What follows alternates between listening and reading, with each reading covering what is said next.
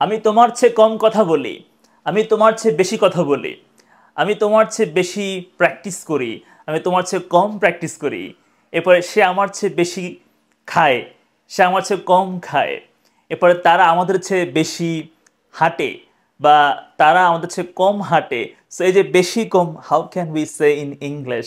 So in today's lesson we will learn how to use more than and less than. So let's dive into the video. First of all, the first sentence says, আমি তোমার চেয়ে কম খাই. So আমি খাই মানে I eat. I eat. আমি খাই I eat. তোমার চেয়ে কম less than you. Less than you. Okay? I eat less than you. I eat less than you. তোমার চেয়ে কম less than you. এবার আমি তোমার চেয়ে কম কথা বলি. How can we say? I talk. I talk. আমি কথা বলি তোমার চেয়ে কম less than you. Less than you. তোমার চেয়ে কম. Next sentence. আমি তোমার চেয়ে কম কাজ করি. I work less than you. Okay? I work less than you. আমি তোমার চেয়ে কম হাঁটি. I walk less than you. আমি তোমার চেয়ে কম ব্যায়াম করি. I take exercise less than you. আমি তোমার চেয়ে কম সময় নষ্ট করি. I waste time less than you. ওকে, আচ্ছা, এবার বেশি বললে কি হবে? Let's see. তুমি আমার চেয়ে বেশি খাও। আচ্ছা বলুন তো, এই এক নাম্বার, এই যে এক নাম্বার 4 নাম্বারটা কি আসলে ঘুরে ফিরে একই না? অবশ্যই একই। So the fourth sentence and the first one exactly same, right? আচ্ছা, তাহলে আমি তোমার চেয়ে কম খাই যে কথা, তুমি আমার চেয়ে বেশি খাও, আসলে একই কথাই বলতেছে। তাহলে তুমি আমার চেয়ে বেশি খাও, এখন কি বলতে হবে? How can we say in English?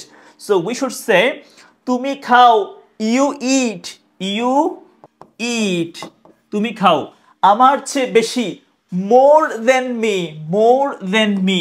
Okay, more than me, more than me. তবে হচ্ছে ফর্মাল রাইটিং এ লিখবেন মোর দেন আই।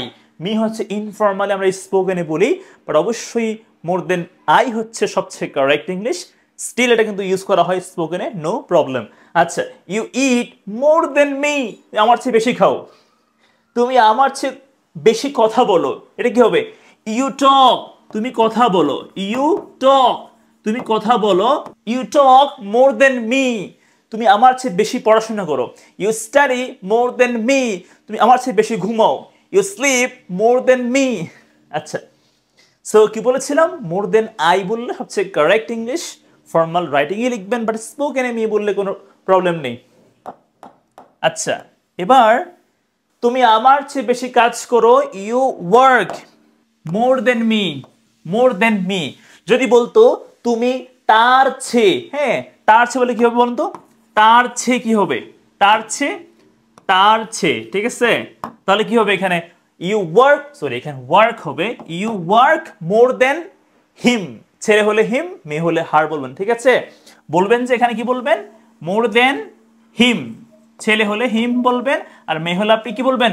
হার বলবেন। ওকে, তবে হচ্ছে গিয়ে আপনি যখন বলবেন যে you work more than he or more than she, এটা হচ্ছে গিয়ে সবচেয়ে কারেক্ট এবং acceptable English in written or formal text. Okay, তো কিন্তু আপনি স্পোকেনে হিম বা হার বললে ইটস ওকে, ইটস অ্যাকসেপ্টেবল। আচ্ছা, তো you work more than him or you work more than her. আচ্ছা, ঠিক আছে। সো এখন একটা প্রশ্ন করি। প্রশ্ন হচ্ছে, তারা আমাদের চেয়ে বেশি ঘুমায়। সো এটা কি হতে পারে? Let me no in the comment box. Comment করে বলবেন এটা অ্যান্সারটা কি হতে পারে। ক্লাসটা বুঝতে পারলে কমেন্ট বক্সে ডান লিখবেন, আর কোর্সে ভর্তির জন্য এই নম্বরে কন্ট্যাক্ট করবেন। Thank you so much. আসসালামু আলাইকুম।